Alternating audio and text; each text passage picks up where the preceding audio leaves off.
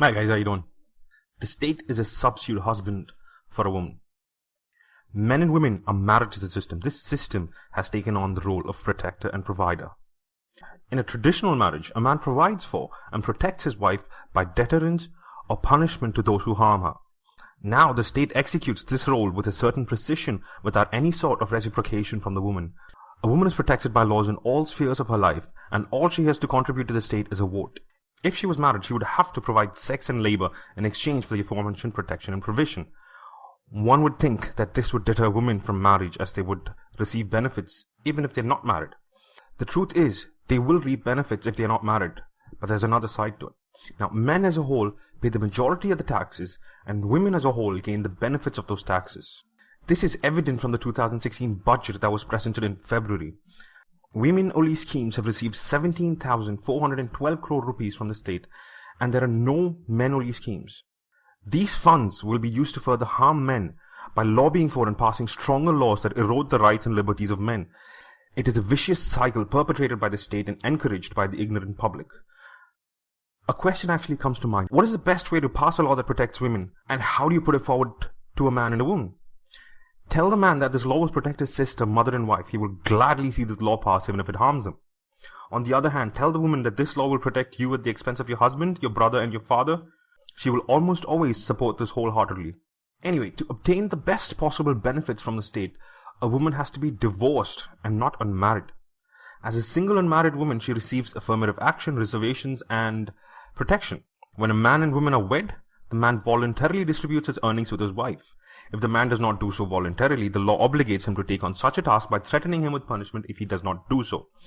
Now, as a divorcee, she receives more benefit than she already has. She receives alimony to tend to all her needs, custody of the child if they had one, and child support as well. If she filed a domestic violence charge against her husband, she is more likely to get the house as well. One of the sections in the law states that she has the right to stay in her husband's home, as well as the right to eject anyone who lives in the said house if she faces domestic violence. Now, she needs no evidence for this infraction, of course. The tax the man has paid is used to strip him of his due process rights and treat him like a war criminal. To add to this, a new policy is being proposed by Maneka Gandhi for a subsidy on taxes of divorced women. Of course, the veil she uses for this law is that this law will help widows. My question is, if your target is helping widows, why not just provide the laws for widows only? If tax is subsidized for these women, who will cover for their reduced tax? The single married and divorced men. At least the majority of it. Now, if you look at the laws that are in place, are they an incentive for women to stay single and look after themselves? Or to marry and then take the guy for all he's got? Which choice would give them the best possible result? That's a rhetorical question, of course. Divorced women get the best of both worlds. Financial help is enforced by the state on their ex-husbands, as well as freedom from the said man or anyone for that matter. Even if the alimony is lesser than the amount she got in marriage, she would gladly take it because she does not have to reciprocate after divorce. The state is the alpha male that every woman wants to marry because she does not have to please the state but cast one meager vote. An activity that would take not more than a day from her in 4 or so years.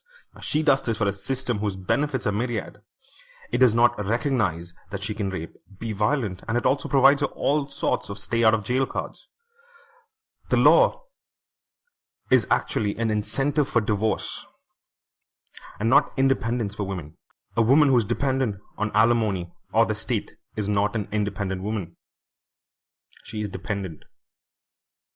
I spoke to a female friend of mine who's divorced and asked her about her meeting with the divorce lawyers.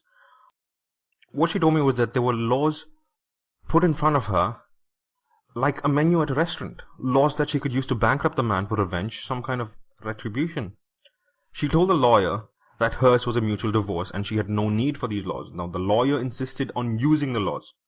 He tried to persuade her into using the law, stating that she could get a good amount in alimony, and even if the cases were false, she would not face consequences.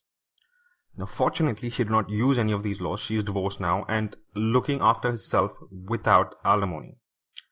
Now, women like this are few in number, but they still do exist, I believe. Women who do not want to misuse the law. Anyway, guys, that's it for today. So, if you have any comments, please post them below. And if you haven't subscribed, hit the damn subscribe button, man. Till next time. Cheers.